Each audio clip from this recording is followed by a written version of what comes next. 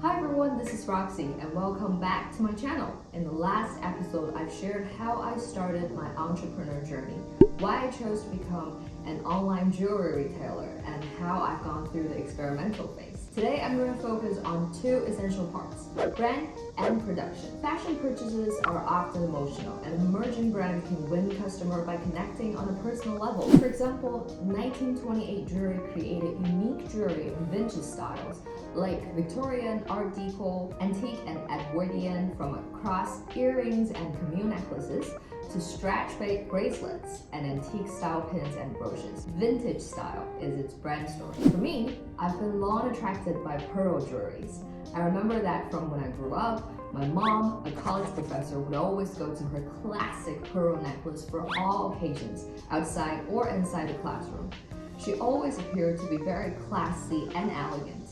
The pearl necklace matched with almost every dress she had. A few years back, before I started my store, I also realized that even though I bought so many pieces of jewelry, pearl and gold combined is my top choice as I keep getting inspired by some new designs in online or offline shops. It can be classic, but with just a little twitch like Baroque pearls, it's chic and trendy. I wanted to share the beauty and possibilities pearls can bring to more people. Pearls have many different facets, just like every one of us, and this is the very start of my brand, Moon and Palette. Everyone has their stories to tell, but how?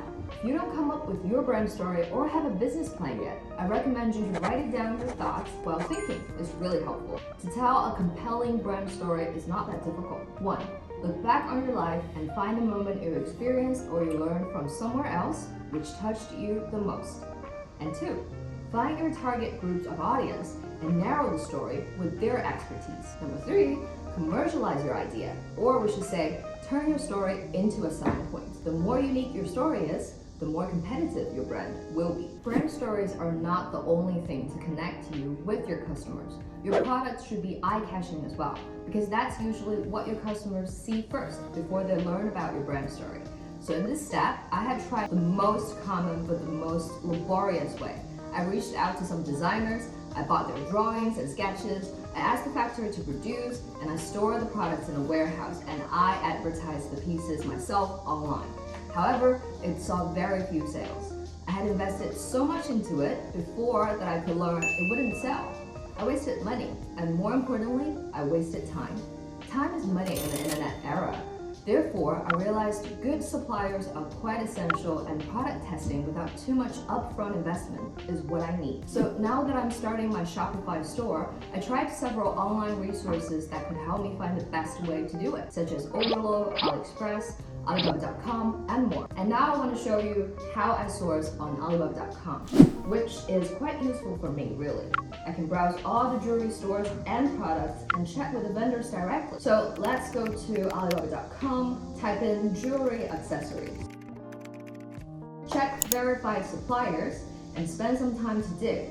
Hit send inquiry if you want to talk with a vendor and input the quantity and send the questions toward blind dropshipping, custom invoice, etc. Whatever you need. So you can use your laptop like me, or you can use the app. The prices on Alibaba.com are really competitive, especially if you do bulk purchase. And frankly, that's why I tried it in the first place.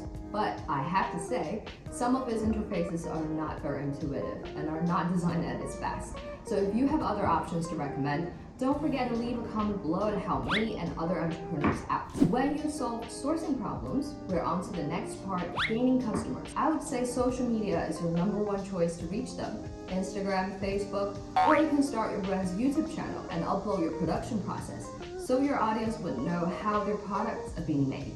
I have seen many channels like this. For the next video, I will dive into details on how you can market your brand and dropship. So make sure you're hitting the subscribe button and don't forget to give this video a thumbs up.